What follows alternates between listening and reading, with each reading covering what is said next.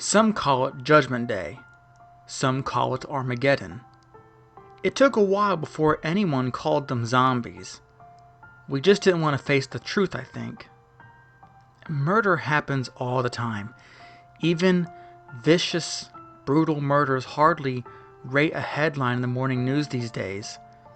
A few random murders, however grisly, didn't arouse real concern at first. As a society, we had become largely inoculated against such brutality.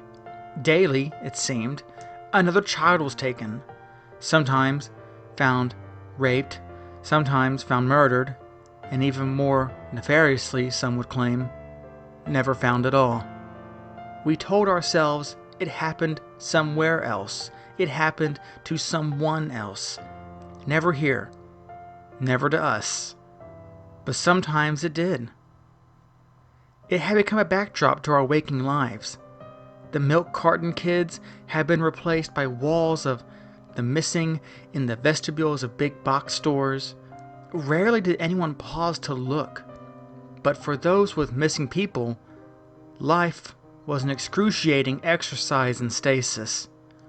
Always waiting to hear of news or breaks in the case, unable to breathe, unable to move. But there was always hope. People clung to hope against astronomical odds that their loved ones would be found. After all, several children, now adults, had been recovered following a rescue or an escape. Their tales of captivity were dire. However, who could argue that they would prefer never to know than to have them back? But it gave false hope to millions and prolonged the agony of the bereaved. Hanging on was kind of a living death in and of itself. Then the reports started coming in. It began to trickle at first, which quickly grew to a flood of sightings coming into 911, America's Most Wanted call centers, police stations, radio stations, to whoever would listen. This child or that young woman was spotted. I can't be sure, but she was definitely wearing the same clothes as on the posters. And it can't be him after all these years, but it looks just like him. Servers crashed, operators were overwhelmed, and there was widespread disbelief at first. But soon, the evidence mounted. It was impossible. It was incredible. But however you cut it, there was no denying that missing people, many presumed dead, from all over the world had come back. People tried to approach them, but the zombies were unresponsive to discourse. So many missing people had come back that people took to calling them the returned instead of zombies. They were the lost ones, the ones we hoped would be recovered alive, but never really believed they would be. They had come back, but they weren't the same. They were filthy, lethargic. They didn't or couldn't interact with others or their surroundings. They seemed disconnected from the world. None of them spoke or showed any recognition of those around them. In fact, they didn't even seem to communicate in any way. They were unnerving in their catatonia. And although they seemed to have a destination in mind, whether or not they actually had a mind was debatable. Yes, they would eventually amble on, inexorable and unwavering, shuffling towards destinations known only to them. Something had returned, but what these things were and what they wanted was a mystery. But they were not the people we knew. They were alien and alienated, foreign to our hearts, and they carried the odor of the grave about them. From the shallow graves and swamps they rose. Some even clawed their ways from cemeteries and churchyards. From vast fields and shuttered basements they came. Somehow they had become imbued with a powerful, unnatural will to seek out something or someone. It was truly terrifying to see them shuffling up the high road or down the lane, doggedly pressing on to untold destinations. Then, the first reports that they were killing people came in. They were unlike the zombies of cinema, however. These were not flesh-crazed, slavering automatons, hungering endlessly for entrails and brains as envisioned by Romero. The returned showed little interest in consuming those they killed. Their main objective was clearly to kill. There was substantial evidence of ripping and chewing, but it was most likely the result of the returned having only their hands and teeth for weapons. There were no indications that they consumed what they killed. Mastications was a means to an end. They, however, did not kill indiscriminately. They were very specific about who lived and who died. Among those targeted by the returned were policemen, politicians, lawyers, teachers, movie stars, mechanics, and convicted pedophiles. They were from virtually every walk of life. They seemed to share no common denominator, although they were almost exclusively male. Many of the victims were pillar of the community types, but nothing seemed to connect them. It was a popular television host who put forth the first tentative guesses at what lay behind the mystery of the returned, and those they selected to die.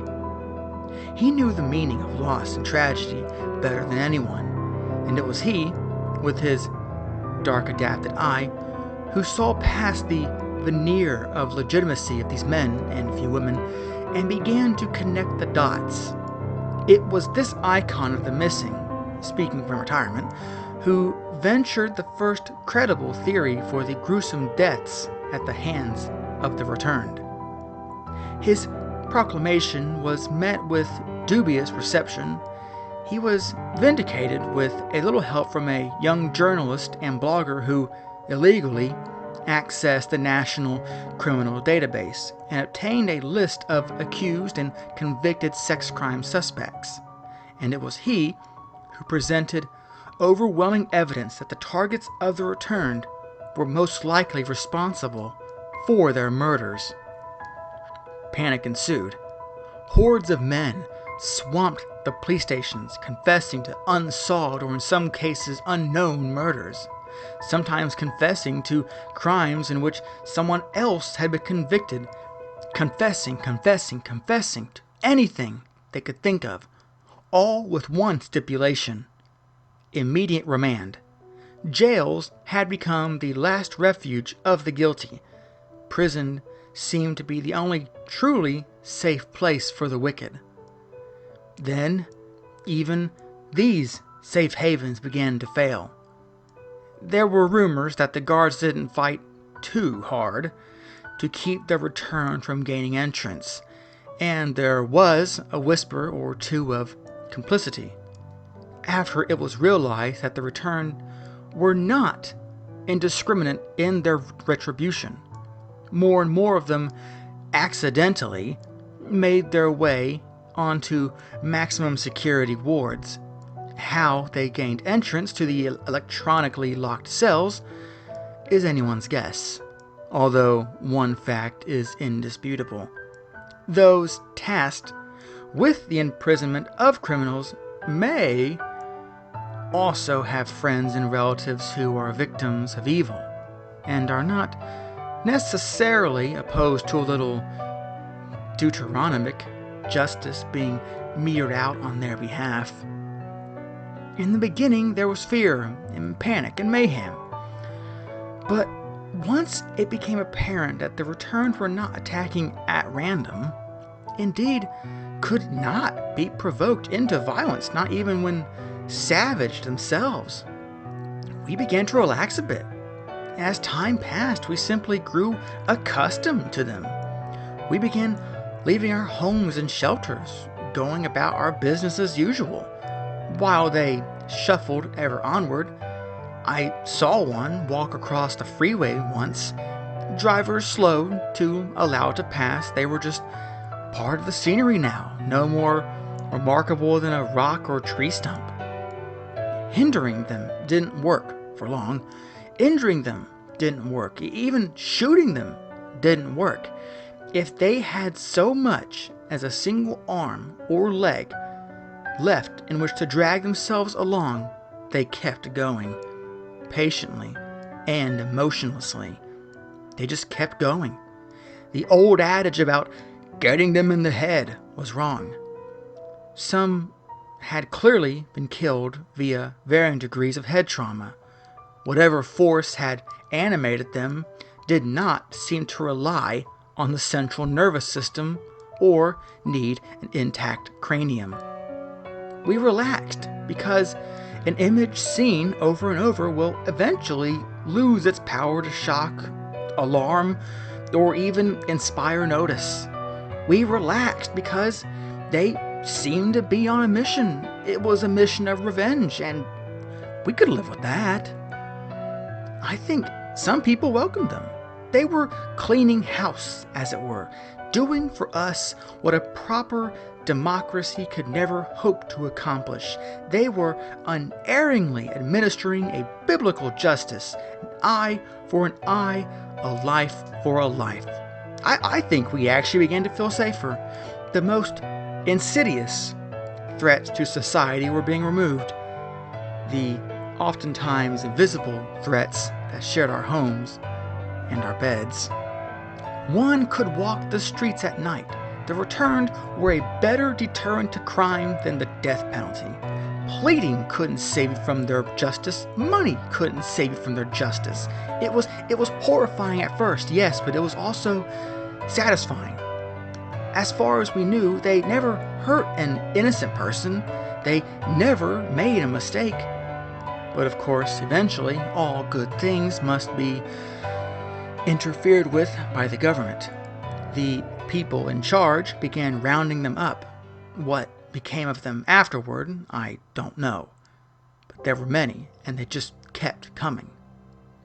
That was when the wife of the television host died, killed on camera by the headless body of her young son.